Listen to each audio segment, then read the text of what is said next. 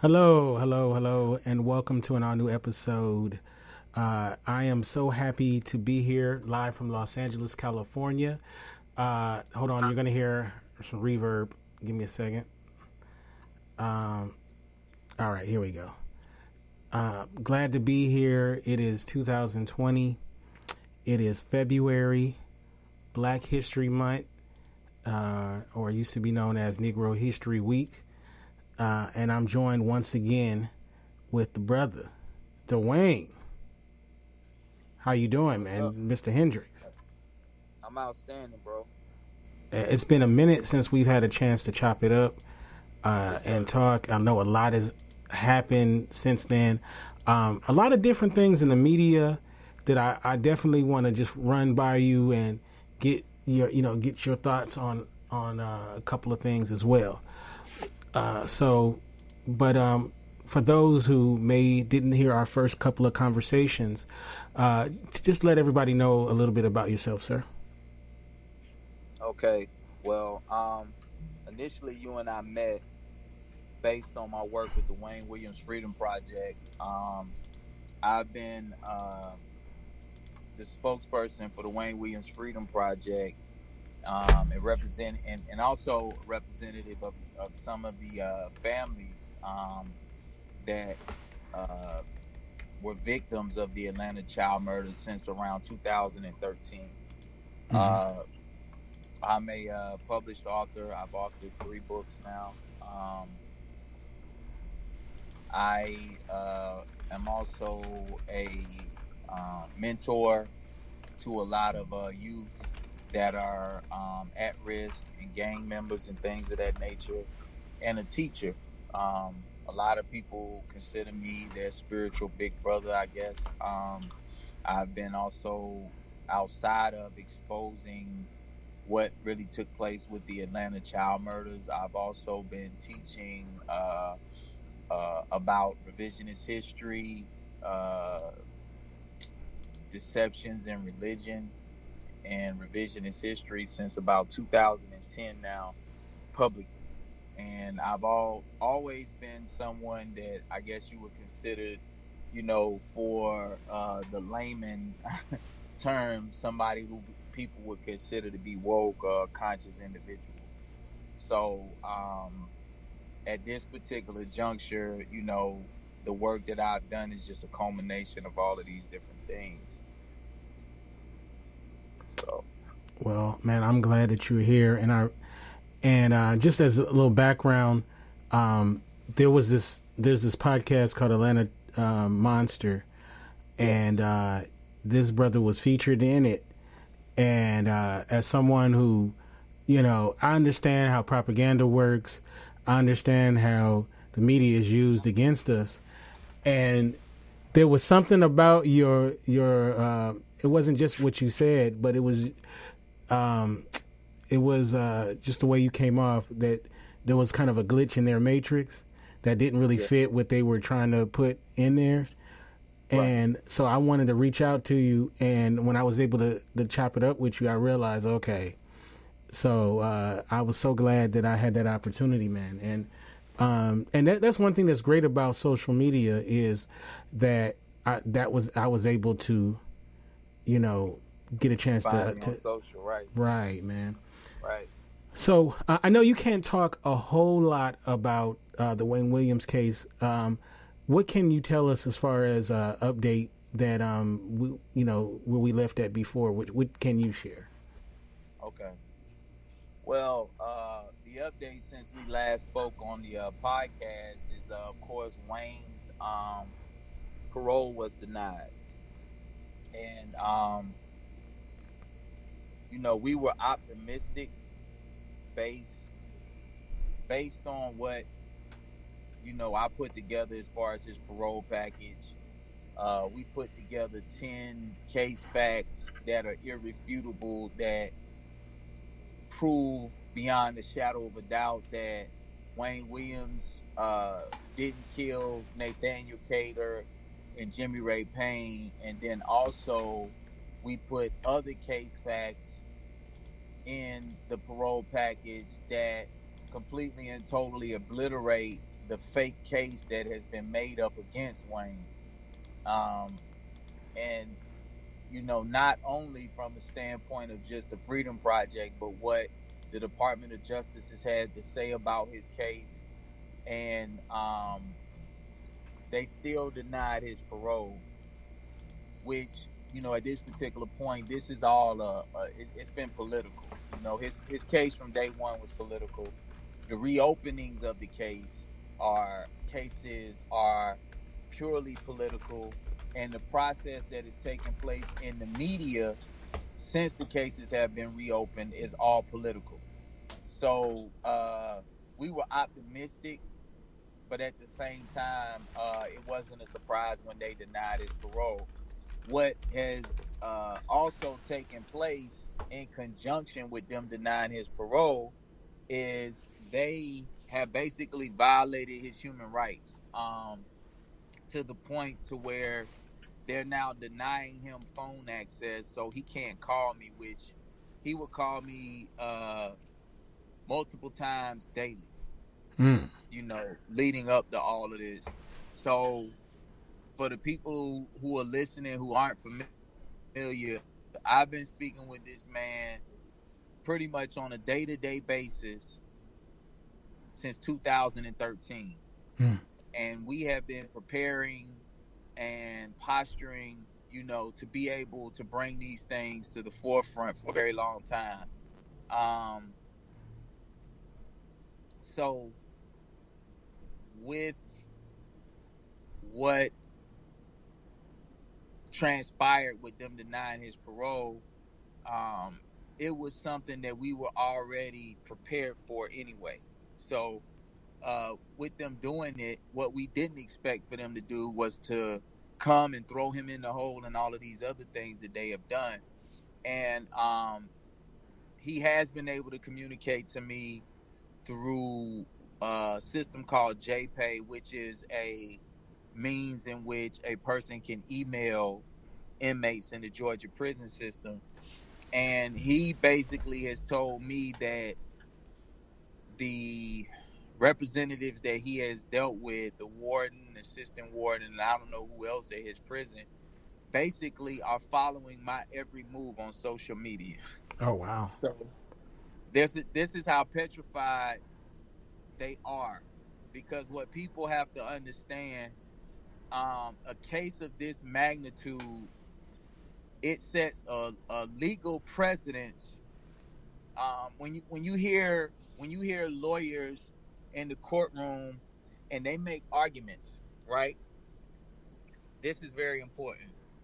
When you hear an attorney in the courtroom and they make an argument for their client, they'll say, Your Honor, in the case of such and such versus the state of Illinois, or whatever the case may be, versus the state of Georgia, in the case of this person versus this person, right?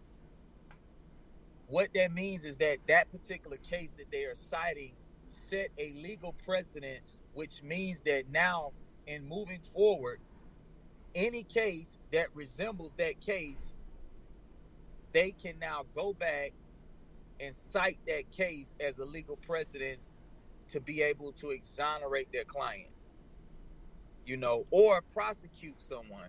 Right. So with Wayne's case, with me explaining that it's been such a political case, and with me explaining that this was really a trial by media and public perception,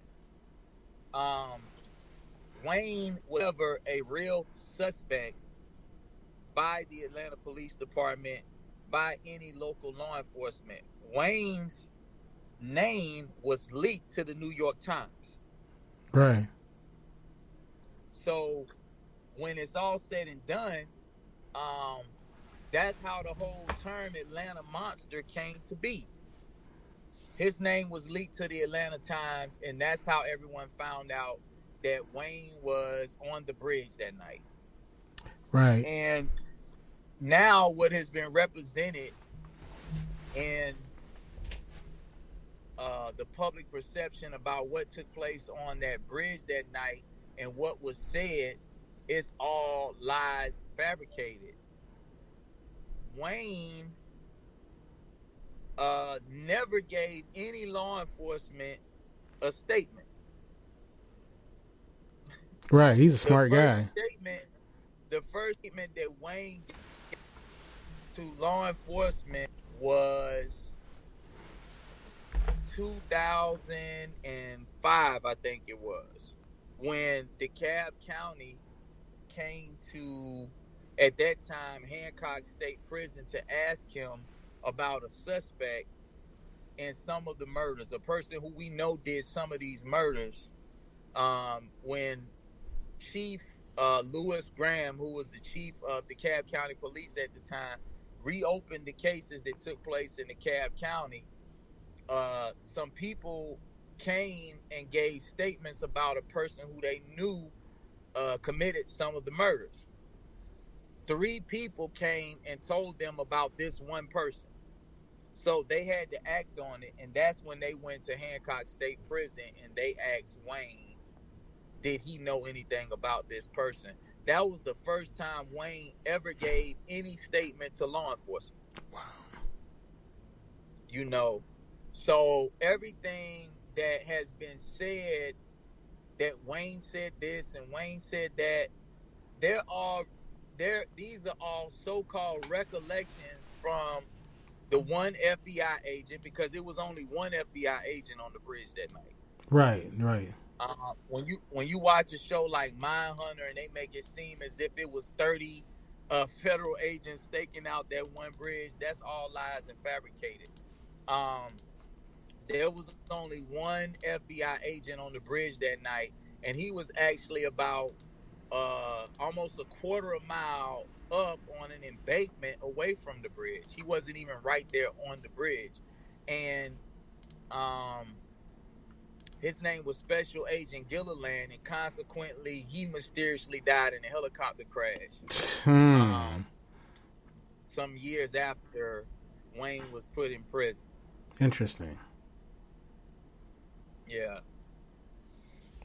Isn't it a cosmic coincidence that we're gonna be talking about Kobe Bryant and this so-called helicopter that supposedly crashed? Right. That is interesting. This man died mysteriously in a helicopter crash on the same night. But Special Agent Gilliland was the only FBI agent that was out there that night, and everybody else that was out there weren't even police officers, with the exception of one person. So there was one police officer, and that night he admitted that he didn't see anything because he was doing his taxes in the car. There was Special Agent Gilliland, and then there were recruits Cosby and Jacobs. These men were supposedly police recruits. Right. Now, anybody who knows anything about law enforcement, police work, investigative work, should know that people who go into law enforcement, they go through the police academy. Right. You know, so what is a police recruit? Right. And why would they be on a stakeout in the most important case that ever took place in the history of the city of Atlanta? Right. It's never made sense to me. Right. Because it was all staged. You know.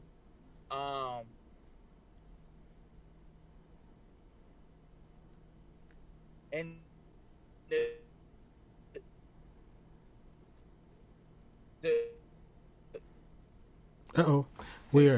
you're breaking up a little bit. All right, so as we wait for Dwayne to come back in, I want to recognize everybody in the chat room. I think we might have him back on the show. Okay, I see him back in the chat room. I see Lauren, LB, Momstar, Williams, D, and Yvonne. All right, welcome back. Okay, I don't know what happened. Yeah, just lost signal. Because I didn't move or anything. Yeah. Yeah. But Sidney Dorsey, uh, this whole time, Sidney Dorsey has been fighting to prove that Wayne is innocent. And, you know, of course, Sidney Dorsey ended up being put in prison in a mysterious murder of the person who became sheriff when he lost the election. Right. Sidney Dorsey said that he received a mysterious call from a woman named Cheryl Johnson. Mm-hmm. Cheryl Johnson is also the woman who called Wayne's home. Right. You understand? So that was all code that Sidney Dorsey was talking in to let people know that he got set up and framed for that murder, because with him losing the election as sheriff, he had no political ties anymore that would have kept him from being able to come out and expose the whole truth about what really took place in Wayne's freedom. Right. You know, so they put him in prison, and, you know, some other things have happened that I don't really want to speak about now to him since, to make sure that he stays quiet, you know. So this is how much of a cover up it is, and to I guess nail home my initial point for people to understand is that with something like this, with it being able to change the whole legal landscape in America, we also have to look at the fact that when an establishment goes to the lengths that they have to frame a man and then also keep a man in prison after the fact, there's a lot of ramifications that come with that. So in this particular case, you have crime lab investigators that could go to prison, you know, that could lose their pension and everything else that they worked however many years for. You have potentially only one of the prosecuting attorneys are still alive. It's a man named, I think his name is James Drolet, who consequently, when he did the piece on information discovery, when he interviewed for the same piece that I did, that information discovery did, that Will Packer produced, he cried during his interview. You know, he cried during his interview because you know, the whole case against Wayne was a fake, made-up, fabricated case in which they used dog hairs and carpet hairs, you know. So he potentially could go to prison. The district attorney, who's now the current district attorney in Fulton County, Paul Howard, can lose his job and potentially be brought up on criminal charges for his role in covering all this up. You know, and then outside of that, you look at Maynard Jackson, the mayor of the city of Atlanta at that time, his part in the cover-up and conspiracy against Wayne Williams can be exposed, and the Atlanta airport is partially named after this man. Right. You understand? So this is how much his mayoral campaigns, because he was mayor more than one time, would mean to the city of Atlanta historically. So we're talking about not only multiple lawsuits, we're talking about a lot of people going to prison. We're talking about legacies being rewritten, you know, if everything comes out in this particular case. So it's a real big deal for people to understand this. And in this case, we're talking about something that took place from 79 to about 83, because the killings didn't stop until almost 2 years after Wayne was in prison. Right, right. And they try to That's what people. make you feel like it did. Yeah. Yeah, this is what people need to understand. The killings didn't stop when Wayne went to prison. The killings kept going on for quite some time after that. And I can't say a whole lot about what will happen moving forward, but that's one of the things that we're going to make sure is a narrative that gets placed in the media in the right way. Right. You know, You know what I find interesting is, for years I would bring up the Atlanta child murder case.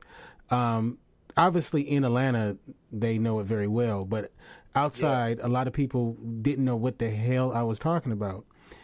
For years, because I've always known about that case, and then all of a sudden, last year, there's Mine Hunters, there's the Atlanta Monster, there's the piece that Will Packer's done, and then you said I think Jay-Z's doing a piece. All of a sudden, and it just seems to be coinciding with his parole, much like kind of like OJ. Remember how all of a sudden all this new stuff about OJ just comes out of nowhere. Do you believe that, let me ask a silly question. Do you believe that was a coordinated attack on his parole by all of a sudden all these programs just coming out of nowhere, Yeah, it wasn't an attack on his parole. It's an attack on the work that I've been doing. Like,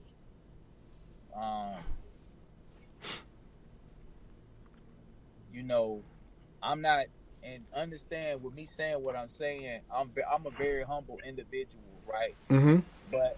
But I'm the kid that at 6 years old had the kind of will and heart and power within me, a knowing within me to say, that man didn't do that. I'm gonna help him get out of jail when I grow up. That's what I told my grandmama when I saw this on the news. Mm-hmm.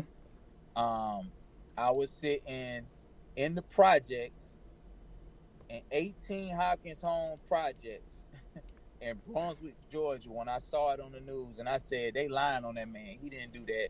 When I grow up, I'm gonna help him get out of jail. I didn't know the difference between jail and prison and none of that. Right.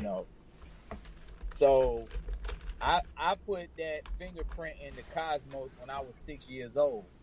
And from a spiritual standpoint, I've always been the type of person that operates with the knowing within myself that God is not something that's separate from me, that God is moving through me, in me, and I am one with God, so I have the power of God.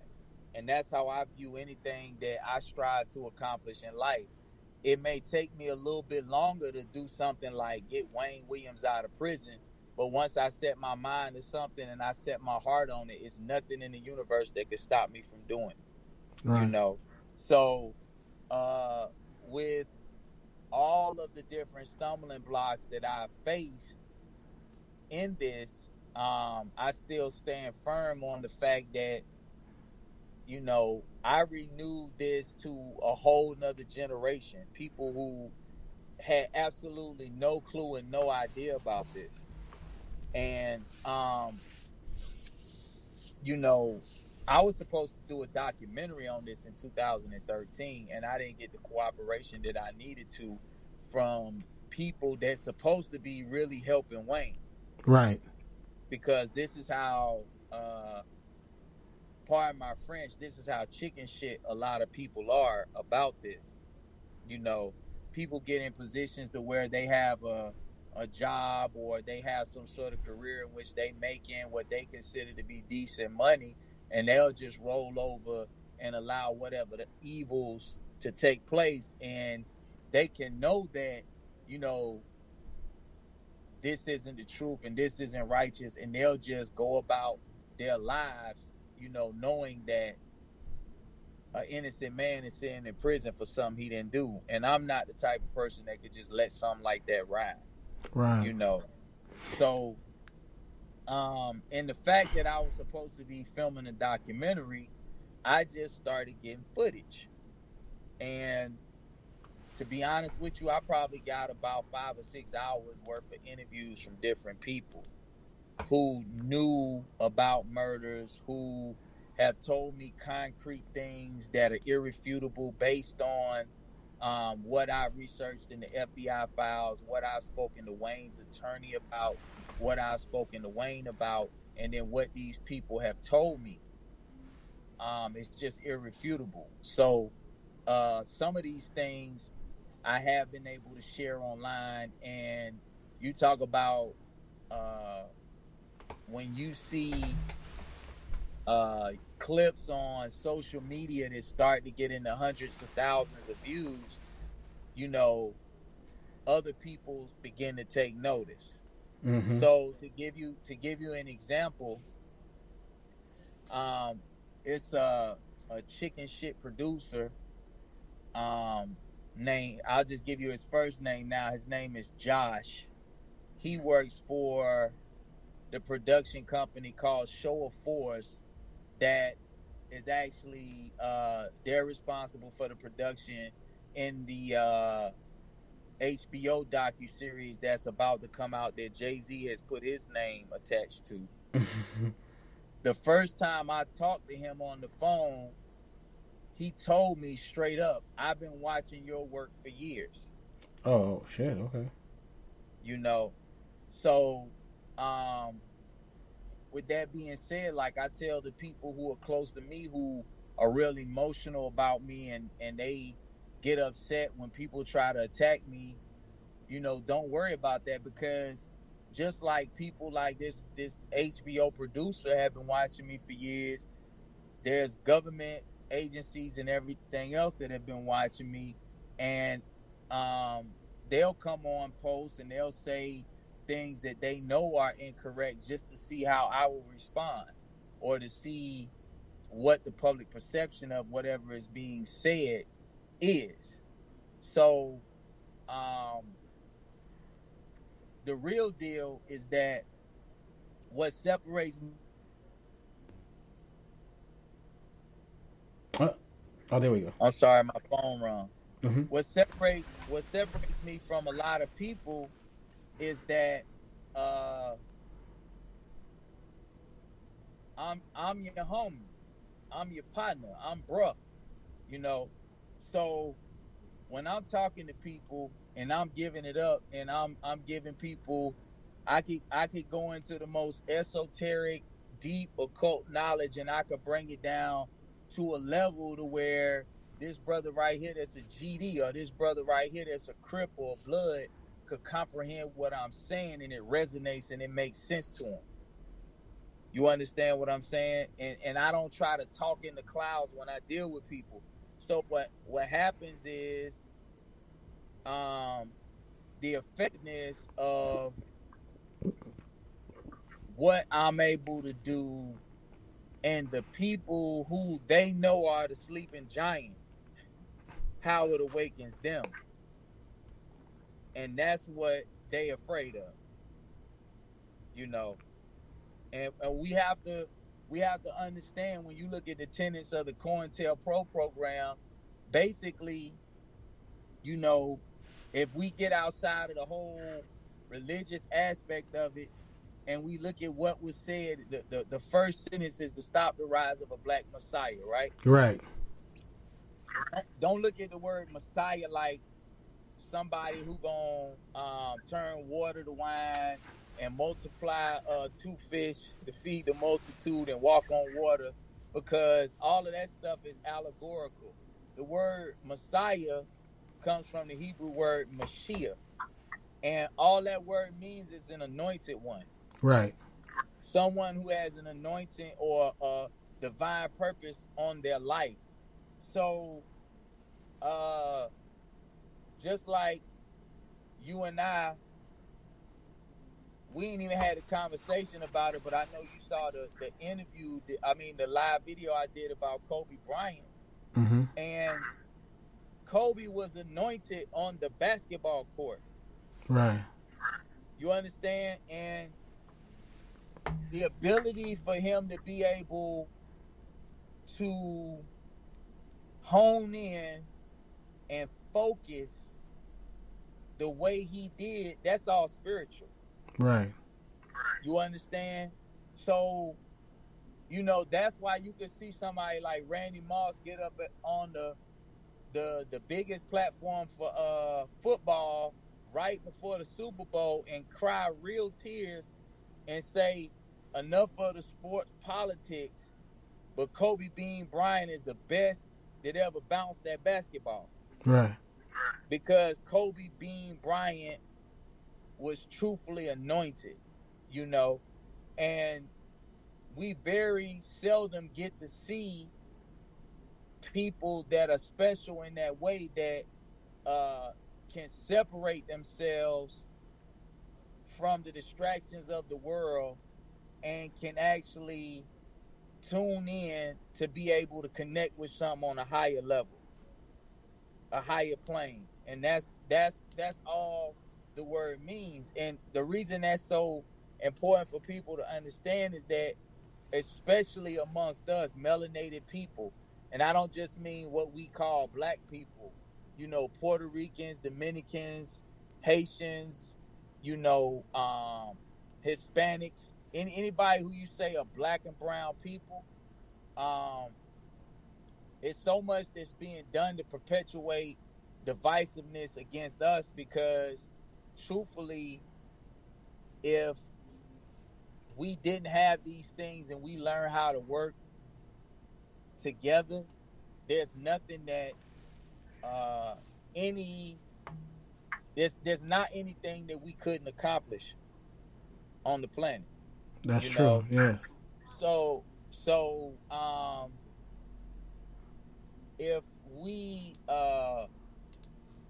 just look at what that's all about, that's why they're willing to give millions of dollars to somebody like Payne Lindsay to do an Atlanta Monster podcast. Mm-hmm. You know, they're willing to get Will Packer, who Will Packer has never done anything in his career that closely resembles anything like the Atlanta child murder. I know, right? You know, he's you know, he do like that feminine type stuff. You know what I'm saying? Like, no knock on it, but you know what I'm saying? Like, he ain't never been no documentary filmmaker. He, you know, he does fluff. Right. Think like a man, and all that kind of stuff, yeah. Yeah, so now all of a sudden he doing a piece on the Atlanta child murder, you know, and he's the person that's going to speak at the Breakfast Club about the Atlanta child murder. Right. You know, because just like you found me and you heard my voice of truth throughout all the bullshit that they put on that podcast, you know, if 1 million people see an interview with somebody like myself that can educatedly talk about what happened with the Atlanta child murders and go through the different cases and show how Wayne Williams is innocent, he'll be out of prison in a month. Right. Because the outrage, you know, and the cry for justice in these cases would be just too much, because one thing we don't play about in the black community is our children. Right. You know, so that's why it was so easy for people to become the lynch mob against Wayne Williams at first, because, you know, it was like, okay, even if the case was shaky, let's at least go ahead and prosecute him. Right. You know, right. Just right. in case it might be him. Right. You know. Interesting too about the Atlanta Monster thing. There was tons of people that were on there. You were the only person I actually wanted to speak to that was in there. So that tells you a lot right there. Right. But see, that speaks to what I'm saying in the spiritual. Right. You understand? Like, when it's all said and done, if you got a soul, your soul can't deny the truth. Right. If you hear the truth, your soul is going to, you can't, even if it upsets you or it makes you uncomfortable, your soul can't deny the truth when it hears the truth. Right.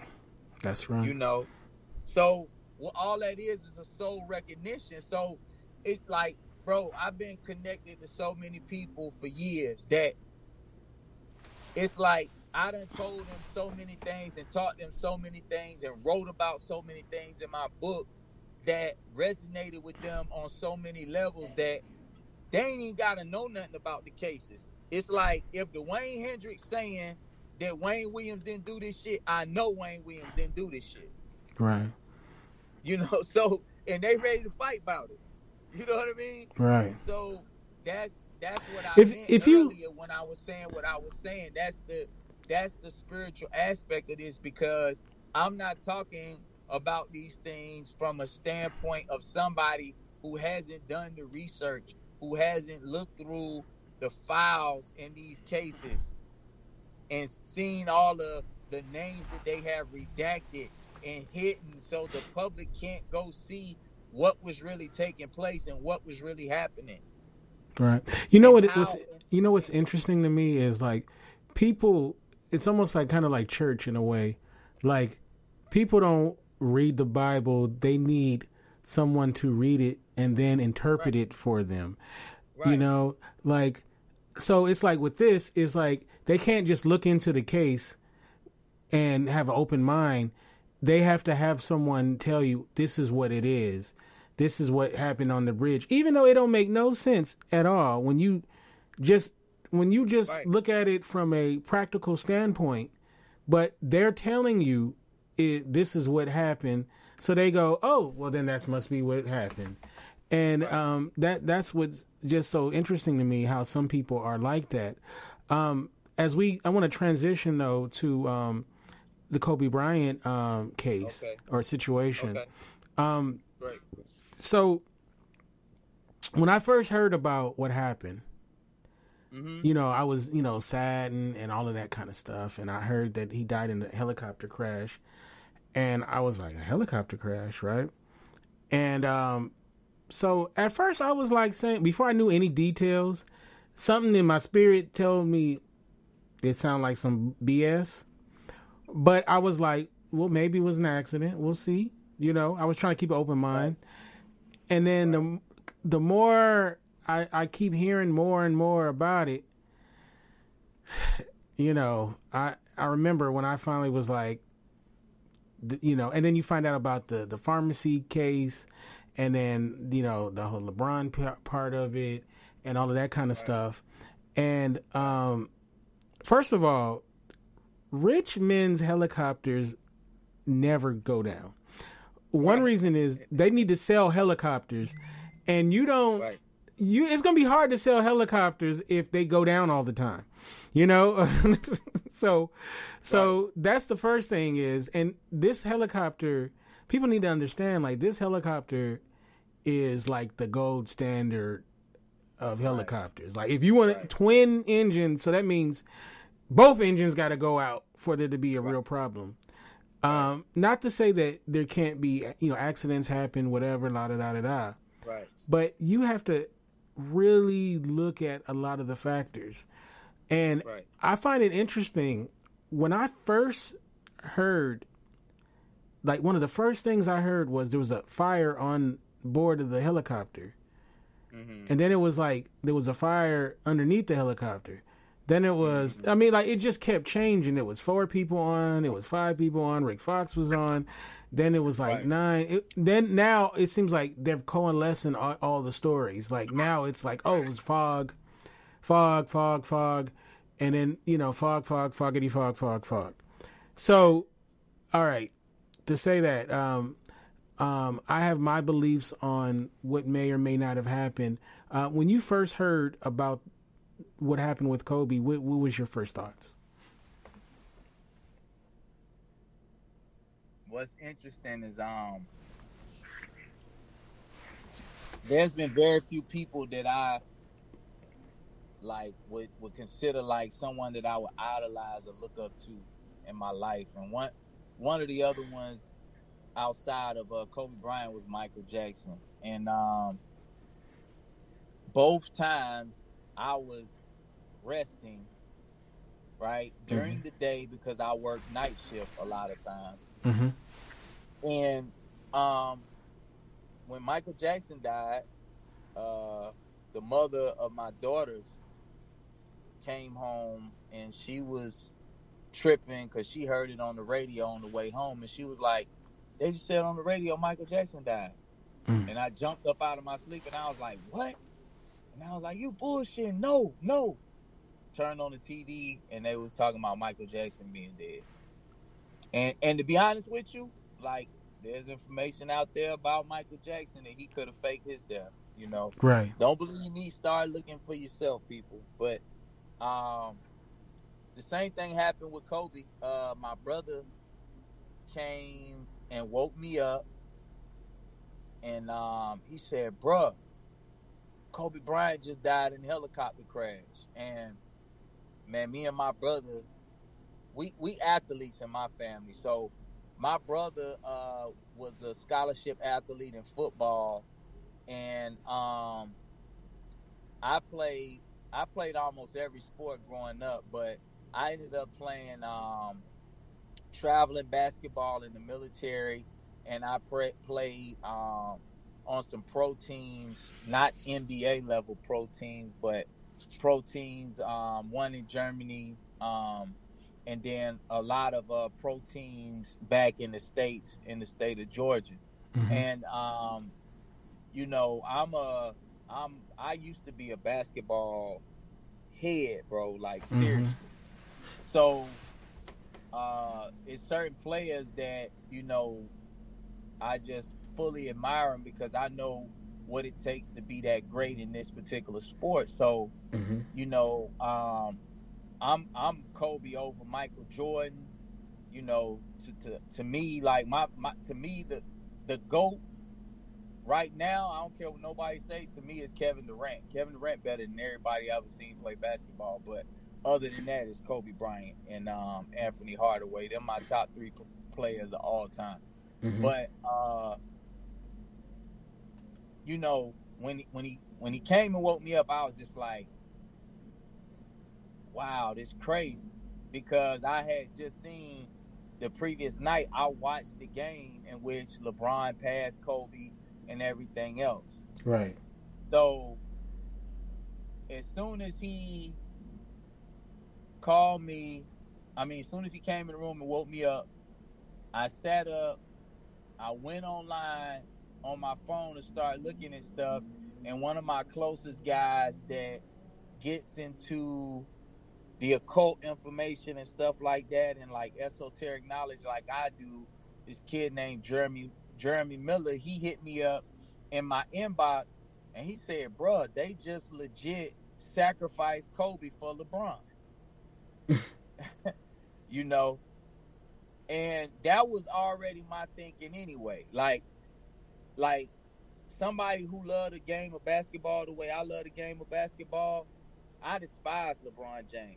You know what I'm saying? Like, I've been LA all day since Michael Cooper with the long socks. And when LeBron went to LA, I ain't rooted for them since. Mm-hmm. That's like, to me, LeBron James is an embodiment of everything that's wrong with the world. Oh, wow. You know, because I just know he a sucker, you know, and I know that everything about him is propagandized, you know. For instance, you from LA, right? Yep.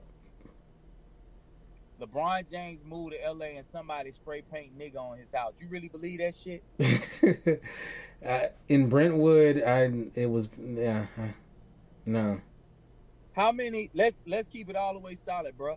How many niggas in LA been making millions and millions of dollars working?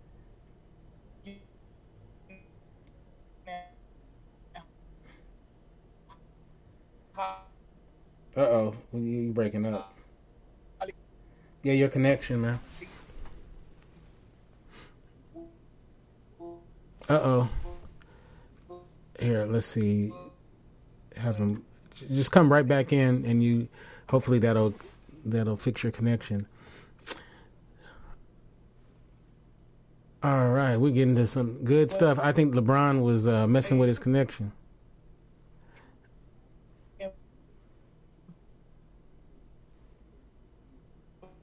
Uh-oh. Wow, it's still showing it too. That dang, do you guys still kind of hear it? Doing all kinds. Oh, there we go. All right, we back now. Uh-oh. All right. As we wait for Dwayne. Okay, I think we have Brother Dwayne back.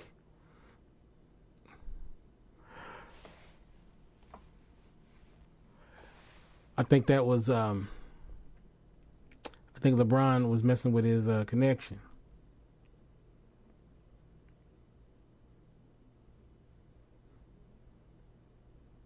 Yeah, we're having some technical difficulties.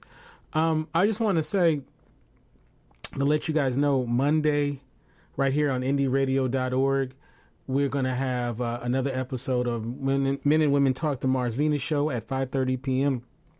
Pacific, also, which is 8:30 p.m.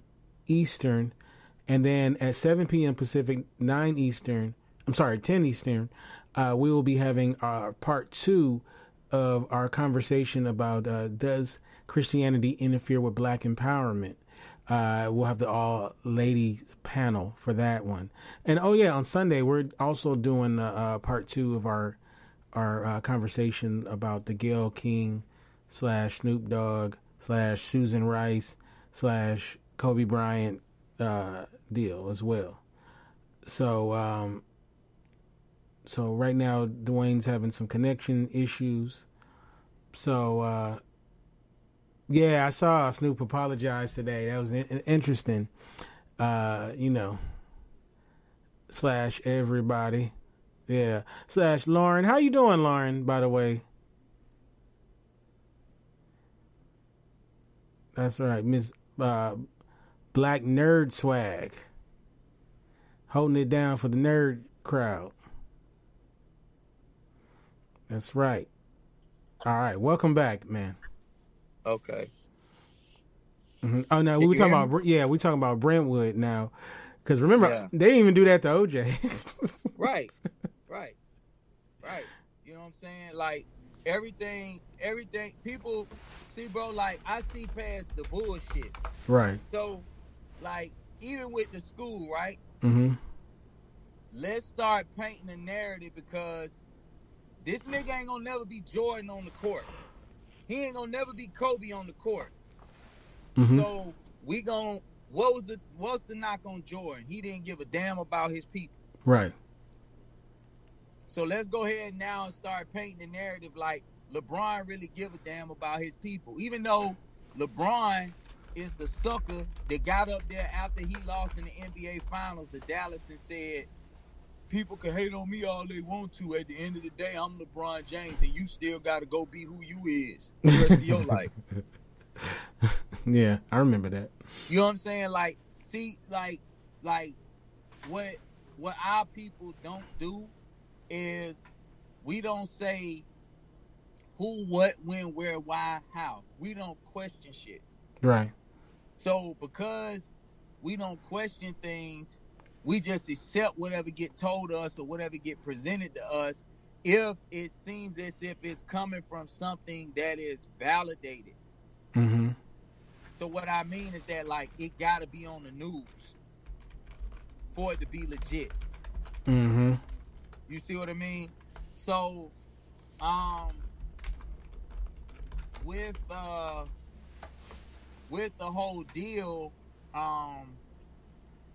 with LeBron James, like, to me, he just embodied everything that's wrong with the world. He embodied everything that's wrong with our race. You know, LeBron got the Boule tattooed across his chest when he came in the NBA. Mm. You understand? Mm-hmm. LeBron, he's a basketball player, but he's let it be known publicly that he want to be the first basketball billionaire. That's what he said he wanted to be. Mm-hmm. Like, we love Kobe because Kobe let it be known, I want to be the best ever. Right. LeBron James he ain't never been interested in that. That's why he got to have a damn Olympic team to go try to win. You know? Maya asks, do you guys believe in the Illuminati, and do you think the Illuminati has something to do with Kobe's death? Yeah. So, I don't believe in nothing, right? I either know or I don't know. Mm-hmm. If it's something that I don't know, I'll tell you I don't know, right? When you look at the word believe, it got lie in the middle of it for a reason. You spell leaf, L-E-A-F, and you spell leave, L-E-A-V-E, but you spell believe or belief with a lie in the middle. I never even thought about it like that. Right. So, to believe something or to have belief in something, believe, be in the state of lying to Eve's children, be like Eve, you know? So, when it's all said and done, I either know something or I don't. And when we talk about what the Illuminati is, I'm the Illuminati. The illuminated one with the knowledge. Right. What Illuminati means is a light bearer, a bearer of light. But there are different forms of light. Mm-hmm. So for those people who follow what the Bible teaches, it tells you in the book of John that the true light is the light that lighteth every man that come into the world. So there's a true light, or what's called the green light. That's what the whole concept of the Green Lantern is. You know, that's the light of divine love. And then you have the amber light. And this is the disagreeable light. These are the people who use the knowledge that they have to suppress and oppress other people. You understand? So the concept in which people say Illuminati, there's some validity to it. The problem is that the Illuminati now has become the exchange word for the devil. Right. So, you know, it used to be the devil is a lie, the devil this and the devil that. And now we done moved into the information age, and people are being brought to knowledge of certain things. So now they have another propagated means to be able to keep their confusion going, and they just say the Illuminati. Right. And you know what's funny is one of the first shows, I used to produce shows a lot for other people, and one of the first shows that I produced was a show called the Illuminati Show. And and the brother that hosted it, he went by the name of The Voice. Great brother, was real smart, was up on a lot of the stuff. He was a real legit cat. And so he would always do research before his episodes. And I remember he did one on, he was going to do one about the Masons and all of that kind of stuff. And he was on a message board, like he had access to like a message board that wasn't public, that a lot of Masonic people would be on. And I remember one of the things that had on there was, it said that if another wannabe rapper comes up in our lodge talking about they're willing to sell their soul, for, to get in the industry, I'm gonna go nuts. Right. So Dr. Tachi and Dr. Vibe is in the house. What's up? Now, what I would say as far as Illuminati, it becomes like this catchphrase or catch-all for any kind of conspiracy theory or thought.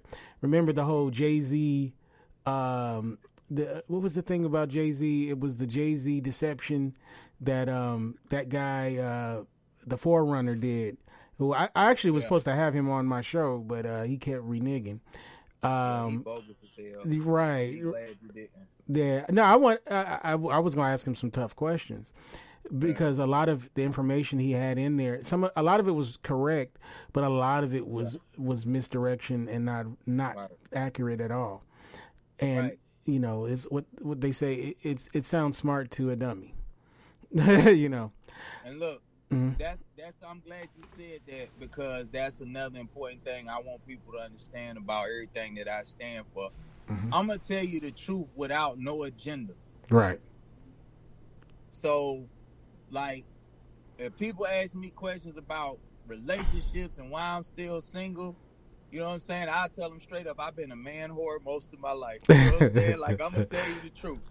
You know what I mean? Like, I ain't gonna put no cut on it. I ain't gonna lie to you. I'm gonna tell you what it is, and I'm not gonna tell you what it is to try to sway you in some sort of way. And that's what people have to realize about a lot of people who, quote unquote, supposed to be voices of truth. Right. You know, they're telling you, they're giving you bits and pieces of information, and they're telling you certain things, but they're also in the process keeping you dumbed down and making you a slave to whatever propagation that they're trying to go with, whatever narrative that they're trying to push. And that ain't what it is with me. You know what I'm saying? I'm going to tell you what it is. I'm going to tell you, if you ask me, I'm going to tell you what books and what research I did to figure out what I figured out and how I came to the conclusions that I came to, you know. So that's very important for people to understand. But before I go too far off on another tangent, to answer the sister's question, the Illuminati in which people are speaking of or they think of, the reason why so many people equate Freemasons to it is that Joseph Weishaupt, the founder of the Bavarian Illuminati, which is a big part of what so-called Voices of Truth always seem to reference when they begin to speak about these different things. He said, what better place to hide our purpose than to deal in the first 3 degrees of Freemasonry? Because see, what people have to understand is that all of these different things like Greek fraternities and sororities, you know, different clubs that people get involved in that are about civic duty, like the JCs, the Exchange, the Rotary Club, and things of that nature. These things become recruiting grounds, you know, and just like black colleges are nothing more than, they have always been recruiting grounds for the black elite, or I'm sorry, for the Jewish elite to be able to select its black elite. So if you go and you do the research, Jews funded the NCAA, NCAA. I ain't had no rest. The NAACP, Jews have funded a lot of the black colleges. Jews have helped fund a lot of different so-called black organizations. Jews selected Martin Luther King Jr. There's a great book. There's a great book about it that Minister Farrakhan did, called the Secret Relationship between. Yeah. Right, and it's actually 2 books. And then they've actually written a 3rd book. And you know, like, the Nation of Islam gets a big thumb down from me because they're another propaganda organization. The Nation of Islam killed my partner, Khalid Muhammad. That was my partner. You know, and they're connected with Scientology. I mean, a lot of people don't know that too. Let's keep it solid. They killed Malcolm X. I don't care how many documentaries that they try to fund and put out there with some Jewish money to try to make it seem like Farrakhan and Elijah Muhammad and them folk in the Nation of Islam didn't do it. They killed Malcolm. You know what I'm saying? Dick Gregory, Agent Slimeball ass, got up there and tried to lie for Farrakhan and cover it up. Dick Gregory is the same person that helped cover up the Atlanta child murders. You know, when it was information that was out there that one of the parents had that would have exposed a huge part of the government's role in the Atlanta child murders, Dick Gregory helped cover this shit up. You know, there's a lot of people who I've grown to respect and admire that have. I'm gonna use you hear this on the liberals love to say this, problematic backgrounds. I love that term, problematic. Right. But see that's what I'm saying. That's why I made the statement that I made earlier. See, people will tell you the truth, but they're telling you the truth for an agenda. You understand? Mm-hmm. Like, I'm going to tell you the truth. I don't care how bad it make me look. Right. If I got to tell you some truth about my own mama or whoever, like, I'm going to tell you the truth. You dig what I'm saying? Right. Like, and that's what people don't get. And that's why we have been stagnated with all of the so-called master teachers and all of the leaders that we done had and all of the things that have taken place. With all of the greatness that we are, why are we still where we are economically, socially, and culturally? And we're going to get back to Kobe, everybody. I know because a lot of people, but I want to say one thing, and we got to do a show on this. There is a great,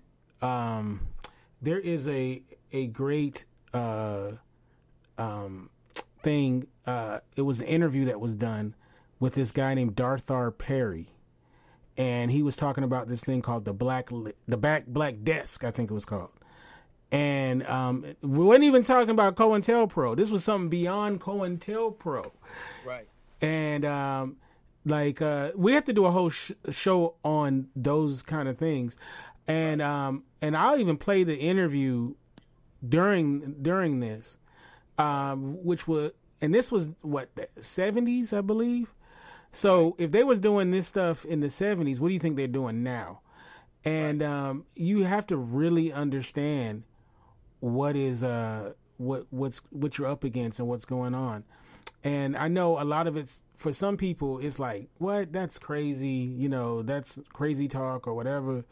It's like, they said, you know what? Back in the 60s, they would say that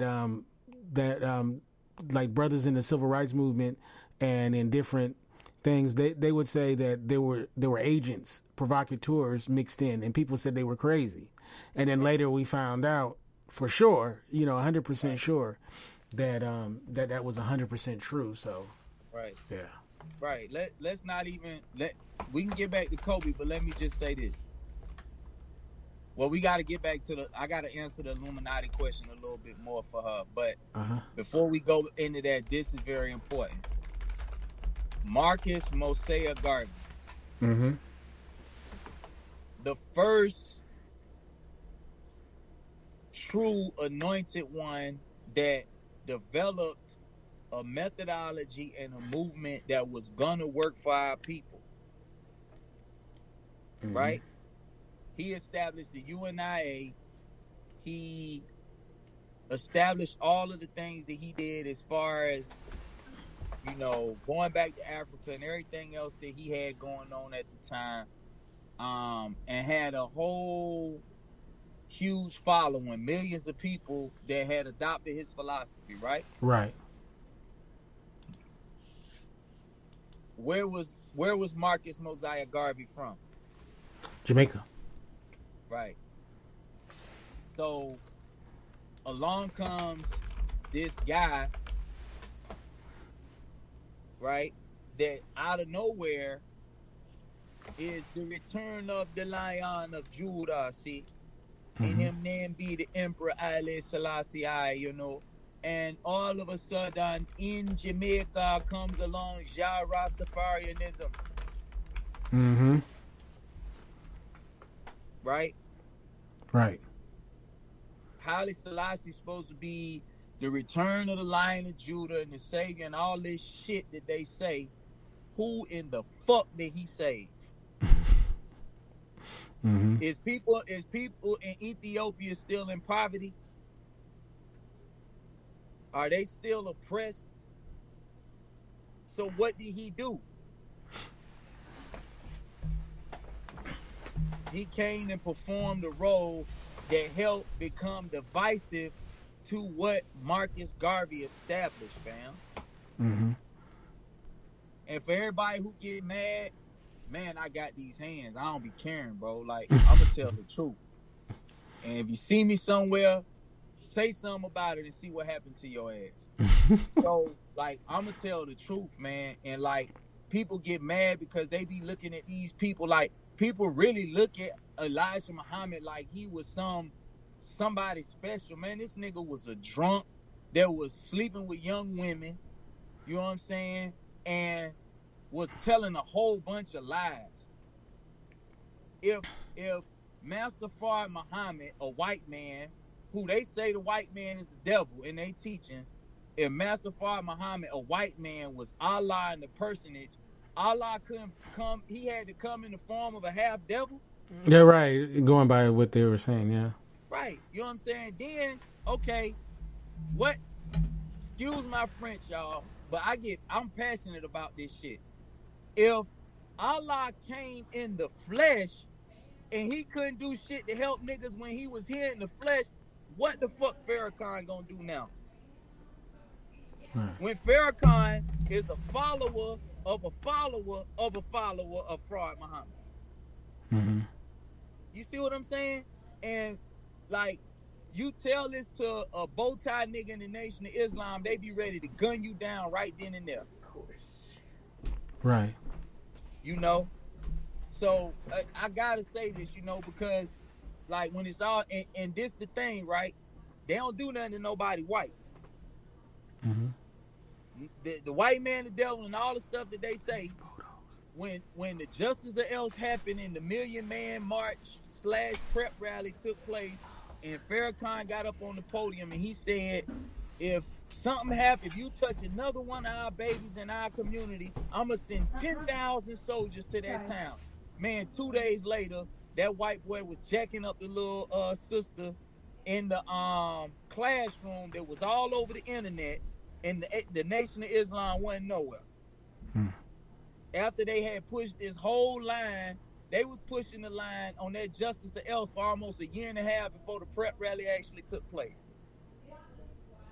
And then less than a week after the prep rally, another little baby get jacked up by a white boy in South Carolina, and y'all ain't do nothing. You know, but one of the little young cats in the YouTube community started doing a series of interviews about how Farrakhan fraud and how they killed Malcolm and everything else, and the whole Nation of Islam, they doing all of these meetings and gatherings and telling him he better watch his mouth and everything else. Right. So you ready to kill one of your own that don't agree with your bullshit, but you ain't gonna do nothing to the white boy who jacking up this little baby. Right. You know, but our people don't see that because our people don't understand propaganda, and they don't actually look past the surface to be able to realize what's really transpiring in front of their eyes. You know, so I had to say that, I had to get that on point, bro, because, you know, it's like when we talk about these things and we don't actually fully explain it, it'll look like I'm a hater, or I'm the one that's divisive, or right. I'm being disrespectful. You know what I'm saying? But like for me, I'd rather die telling my people the truth than to sell them some bullshit. Sell them a dream. Yeah, I ain't with it, bro. I feel you. I ain't with it. I feel you. All right, so going back to Kobe. Well, let me say just this one more thing about what people call the Illuminati, right? When it's all said and done, for the sister that asked the question about the Illuminati, like we said that, you know, it means light bearer and everything else. But most of what we have to understand about what's quote unquote being deemed as the Illuminati all goes back to some sort of Jewish Zionist propaganda machine. Mm-hmm.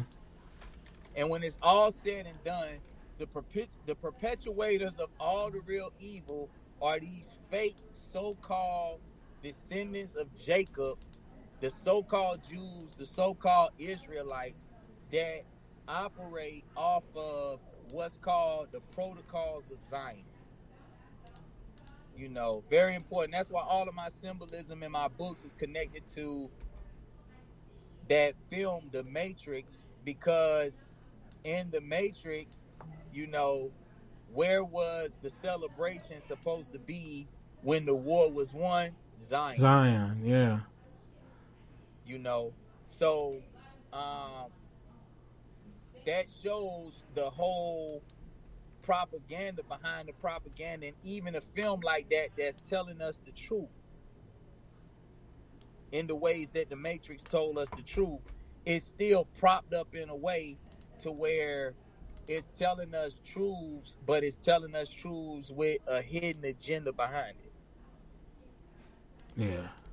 You know. So I had to say that. I'm sorry. No. It's all good. It's all good. Yeah. Okay, so Kobe, what do you think about the situation with the lawsuit? Do you think that has anything to do with the Kobe Bryant crash? No. No, you think it's just a red herring? I think it's much bigger than that. I think I know for those who've been around me for a while, I always explain that this time of year there's always ritual sacrifices that take place. The word February comes from the word Februar, which means festival of purification. And if you notice, around this year, there's always the Grammys, the Super Bowl, the All-Star game, the All-Star game, Valentine's, and then after that, we go into a period that the Jews call Purim. mm-hmm. Purim, Purim, right? And then what's happening is we're coming out of the winter months in the festival of purification, which when you get into Pisces, you're dealing with the death and rebirth of the sun. Mm-hmm. And when we leave Pisces, we go into Aries. Mm-hmm. And Aries is the solar new year. So if you look at yourself and your human body and you look at what's taking place throughout the year, if you've ever seen that wheel with the sun and it's a man's body, mm-hmm. and it's showing the different zodiacs traveling through the man's body, well, what's happening with the sun is that the sun is going through us throughout the year. Mm-hmm. So this is our esoteric connection as the microcosm and our cosmic connection to the macrocosm. And the sun being important because the sun is solar.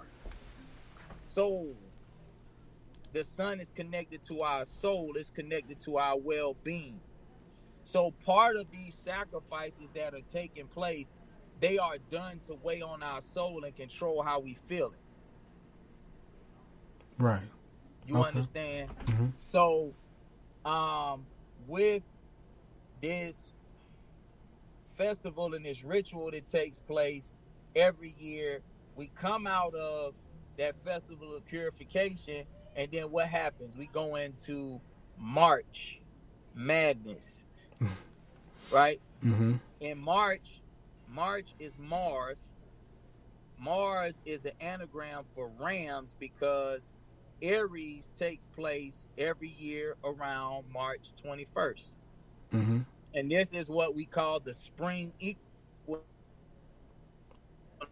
Uh-oh, we're losing. All right. Yeah, we're losing you again. Oh, okay. Oh man. Let's see. All right, so we're having technical difficulties once again. I want to thank everybody who is here in our chat room. Once again, hopefully you are enjoying the program. All right, Dwayne. Yes. All right, cool. All right, Yeah. sorry, go ahead. So we go into March, and when we go into Aries, Aries is ruled by the head in medical astrology. Pisces is ruled by the feet. Mm-hmm. In astrotheology, Jesus is Pisces. That's why the symbol for Christianity is a fish, or the Vesica Pisces, Mm-hmm. right? And that's why in the Bible, Jesus is anointing the feet, and the woman took her hair and rubs Jesus' feet and everything else, because Pisces is ruled by the feet. Mm-hmm. So the sun is leaving our feet in the death and rebirth stage and coming back to our crown. Aries, and that's why it's March Madness, because Aries and Mars is both the gods of war in the Greek and Roman pantheon. Right. Because Mars is the red planet, or the planet of war,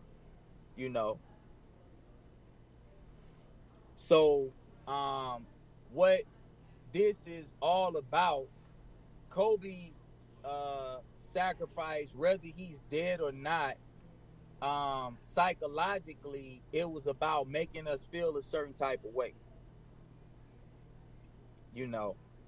And then what we must know about the Grammys and the Super Bowl is they are a part of the ritual. Kind of like Whitney Houston too. Remember that? Whitney Houston, and if you remember, I was gonna get into that, but if you remember when they killed Whitney Houston, it was the Grammys was right after that, right? Right. Yeah, they were having it while they had her body. I think, didn't they hold off her body? And it was upstairs in the hotel, right? Because they was doing a ritual to try to make Jennifer Hudson that embodiment of what Whitney used. Mm-hmm. You understand? Like, they was trying to make Jennifer Hudson that big icon that Whitney once was. Right. So that's why, if you remember Clive Davis was Whitney's controller, and he's Jennifer Hudson's controller as well. Clive Davis said he did an interview with Jennifer Hudson on the day that Whitney died, and he said the person that Jennifer Hudson reminded him the most of was Whitney Houston. I remember that, yeah. And if you remember, they had all of these people that was around. Brandy and Ray J was around, and I'm saying that because in the whole Kobe thing, they were saying Rick Fox was on the helicopter. Like, this is all the stuff that they do, and they connect certain people to these rituals for different reasons, for these people's sake, but during that Grammy performance, if you remember, that's when Nicki Minaj, right, came on the red carpet with the Pope. Oh, that's right, yeah. Right? And she did a performance in which it was like a scene from Poltergeist, in which some sort of exorcism was taking place. It was somebody crawling on the walls and all sorts of stuff, right? I remember that. Okay, that was the whole spiritual connection that they was trying to show of the ritual in which they wanted Whitney's energy to transfer to Jennifer. That's crazy. Jennifer Hudson sacrificed her whole family. So they, like, see, people be looking up to these people, and they be like loving these people and everything. Like, people gotta look at shit for what it is, man. Like, that's why I done been rich. You know what I'm saying? I done been a dope boy and then had a lot of money. I done had access to cars. I done had the type of money where I could meet a woman and be like, "Hey, girl, let's fly to Vegas tomorrow." Right. So money don't mean nothing to me, bro. You know what I'm saying? Like, I don't value the things that people value in this world. You know what I mean? So it allows me to be able to see through a lot of this stuff and be able to speak on it the way that I speak on it, you know. But with all of these people, man, you know, just look at what happens and what takes place around them. The reason why I gotta mention Nikki and the Pope is because Nikki calls one of her alter egos Roman. Roman, yes. Right? Where's the Vatican at? Rome. So that's why she showed up with the Pope. And the ending of the ritual in Valentine's Day is about Romulus and the founding, what they say is the founding of Rome. Rome, right. Was it Romulus and Romulus? Romulus and Remus. Remus, they were supposed right. They supposed to be the twins that was found on the Tigris River and was nursed by a she-wolf. Right, suckled, yeah. Suckled by a she-wolf. And what that is an allegory about the Caucasians that was in the Caucasus Mountains that was actually having sex, practicing bestiality with dogs. That's what that's really all about. And what Valentine's Day is supposed to be about is the legend of something called Lupercalia and the war that took place between the Romans and the Sabians. And the Sabians was supposed to be a neighboring village in which the Romans went and took their wives and raped their wives and massacred the people in the village. Until the Sabians made a treaty with the Romans. You know, if you understand one of the principal powers in this evil, corrupt world that we live in, you have to acknowledge that the Vatican is at the forefront of it. Right.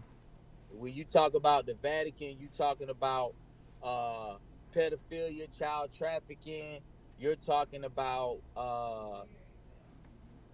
the mafia, you know, because Rome is in Italy and the mafia's birthplace is in Italy. Like, people would be stupid to not believe that a movie like The Godfather doesn't have some validity to it. I'm actually explaining what The Godfather was showing when it was showing that Michael Corleone was dealing with the Pope. I'm actually explaining that in my next book. But all of this stuff that's being conveyed in these rituals is based on something tangible that we could look to. The problem is that we have to have been able to done the research and read enough to understand what's being conveyed and what's being shown. So I'll give you another example of what they call these Illuminati rituals, and I guess we could allow some people to come on and ask questions. But another example is Kobe Bryant's rape case. Mm-hmm. That what happened with Kobe in that rape case is what's called a humiliation ritual. Mm-hmm. So another person who just went through it is Meek Mill. So the whole deal with him losing to Drake in the battle, Nicki Minaj leaving him, and then him being thrown in jail was all a part of his humiliation ritual. All right. When they brought what's her name, Taylor Swift in, and Kanye ran up on stage and did what he did to her, right, that was her humiliation ritual. Right. You understand? So with the Kobe situation, that's what they did to Kobe, and that's why Kobe changed his number to 24. 2 + 4 is 6, and that's what the Jews operate off of, the number 6. Mm-hmm. Because the number 6 is the axis of time. And what they have done throughout the narrative of time, if they've been able to control the narrative of time by laying hold to the number 6. It's 24 hours in a day. 2 plus 4 is 6. It's 60 seconds in a minute. 6 plus 0 is 6. 60 minutes in an hour, so on and so forth. Right? So, in understanding that, you go and they'll tell you that 6 million people died in their Holocaust. Right. Which was a lie. It was never no Holocaust. Adolf Hitler was a Jew. Holocaust means burnt offering. You know, Adolf Hitler is a Rothschild. His daddy, Alois Hitler, was the son of a Rothschild. You know, so the whole Nazi, World War II, the Third Reich, the Holocaust, all that shit was propaganda, man. And what they was doing with Germany is Germany was the throughway from the communists being able to come into Europe and kill the European elite. That's what that shit was about. Because Stalin, in the Russian Revolution, Stalin was pissed off once he found out that Vladimir Lenin was half Jewish and that Karl Marx, the actual inventor of what became the literature that was used in communism, was half Jewish as well. So this was all propaganda. And the reason why the Russian Revolution is so important is because one of the biggest threats at that time to the stop of Zionism becoming the global force that it has become was Tsar Nicholas II of Russia, or what's called the Romanov dynasty. So when they killed him, that was a big deal, you know.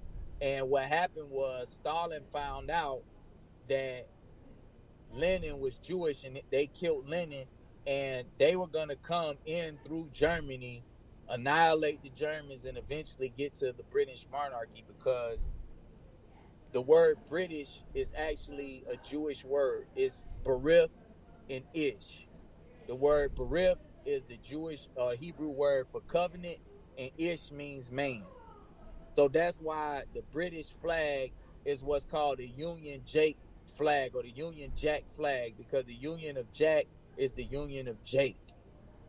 So Jack and the Beanstalk is the same story of Jacob and his Israel, or his ascension to God, where he climbed up the spinal column and saw God in a face-to-face in a place called Peniel, which is the pineal gland.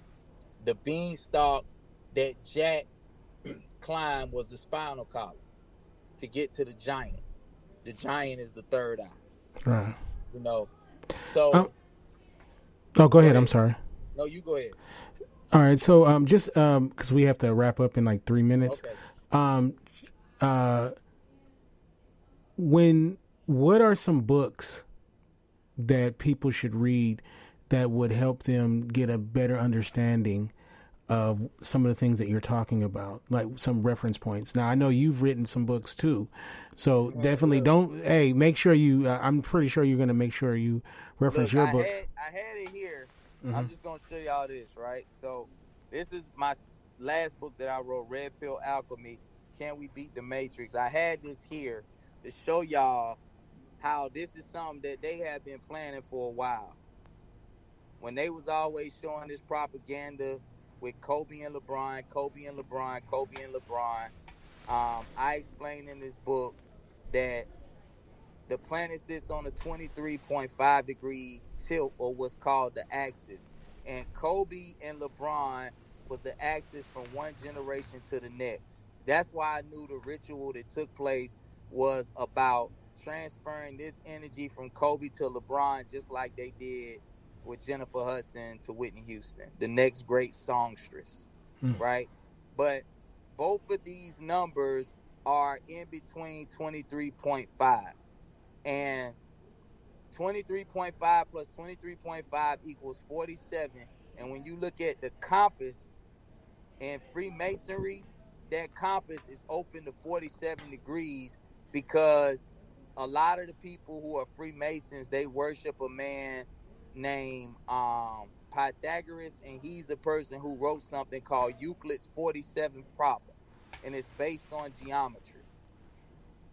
You know, so you know, my book.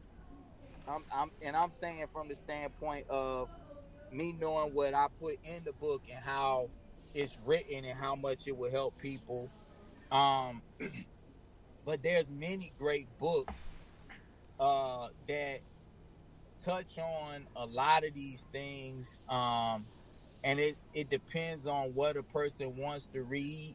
Another real good book for people to check out would be a book called Mind Control, World Control by a man named Jim Key. That's a really great book that will show people just how many lies and just how deep some of this stuff really is. You know, depending on what they want to really get into, there's so many different books. Another real good book that explains a lot of the stuff about secret societies and things of that nature. Is some books that was written by Dr. York called Leviathan 666. A lot of what you heard the Wu-Tang Clan rap about, what you heard Prodigy from Mobb Deep rapping about, what you heard Outkast and Goody Mob rapping about was coming from those books. Yeah, that's right. You know, that's right.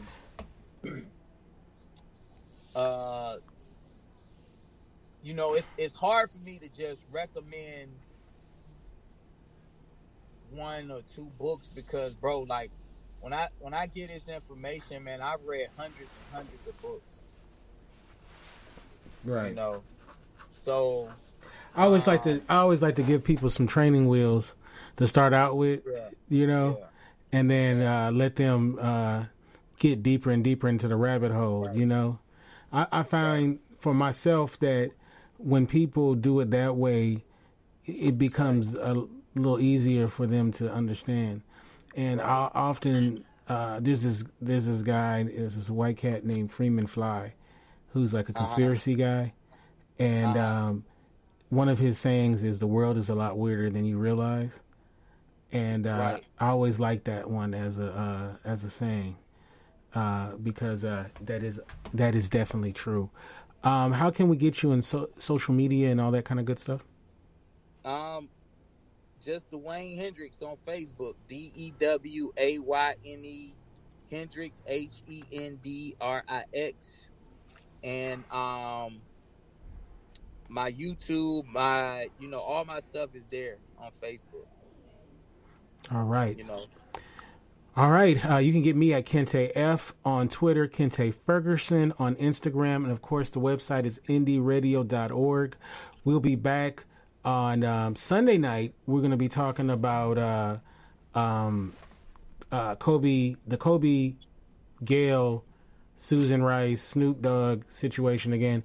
Part 2 of that with Dr. Vibe. And then the following day, we're going to be doing our piece on, does Black empowerment, does Christianity interfere with Black empowerment? Part 2. This time we have the ladies on there. So we're going to get their point of view on that topic as well. It's always a pleasure, brother, to speak with you. Do you have anything where you can, if somebody wants to donate to help, do you take donations?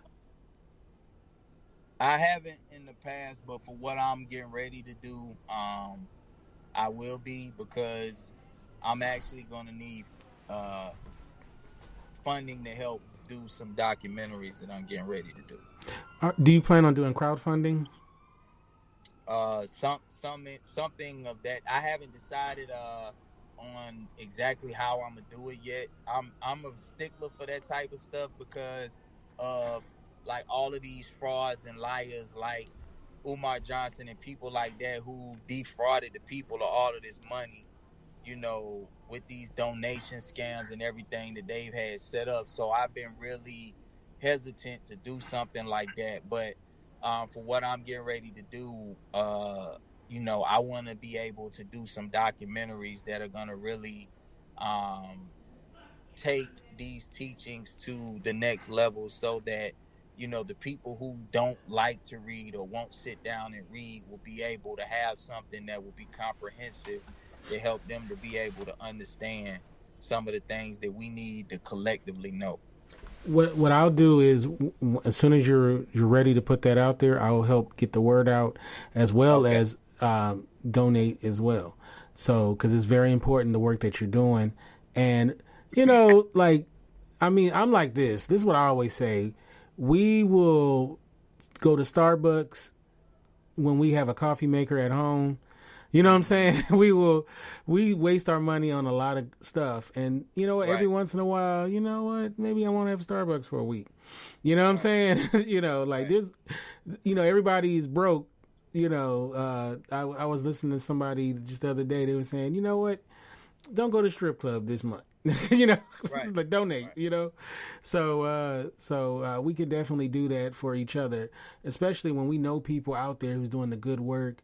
And, they need support. And right. We know so many people who have books, that have music out there, that do documentaries, and we always want to hook up. You know what I mean? Like, we always be like, oh, man, well, that means I get a free copy, right? We don't think like, you know what? This brother, this sister needs support financially. Buy the book. Even if you don't care, like, even if it's a children's book and you don't got no kids, just buy the book. Right. Just take your broke, but you're not broke. Let me say that. Right. And buy the book. I got, how many ebooks I've bought of stuff I ain't never read just to support people. Yeah. That's a huge problem that we got, bro. Like, collectively, we support bullshit. Right. You know what I'm saying? Before we will support real shit. And a large part of it, and that's why I'm very interested in coming back to contribute to the discussions about religion, right? Right. Because a large part of it is about the fact that we have operated so long under these false constructs.